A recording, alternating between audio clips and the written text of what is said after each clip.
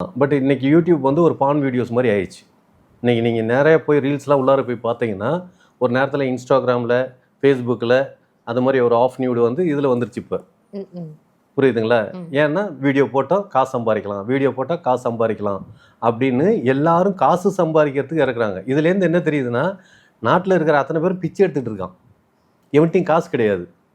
ஏன்னா gas bill, current bill எல்லா பில்லையும் கட்டி என்ன சொல்கிறது அப்படின்னு ஒருத்தன் தான் ஜெயிச்சிருக்கான்.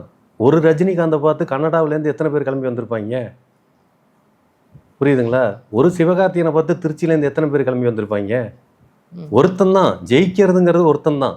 இப்போ நான் வரைக்கும் யாரோ ஒருத்தனை இன்ஸ்பிரேஷன் பண்ணி தான் இந்த இடத்துல வந்து உட்காந்துருக்கிறது. இந்த ஃபீல்டில் இருக்கீங்க. ஆமாம், நாளைக்கு ஜெயிச்சிருவோங்க நம்பிக்கை இருக்கிறதுனால தான் இத்தனை வயசு முடிஞ்சிருக்கு. இன்னும் கொஞ்ச நாளில் செத்துருவோம். புரியுதுங்களா? என்ன நமக்கு முன்னால் போன டைரக்டர்லாம் ஜெயிச்சு செத்தான். ஆமாம், நம்ம ஜெயிக்காமல் சாகுறோம். அவ்வளோதான் வித்தியாசம். ஆனால் சாகாமல் இருக்க போகிறாங்களா?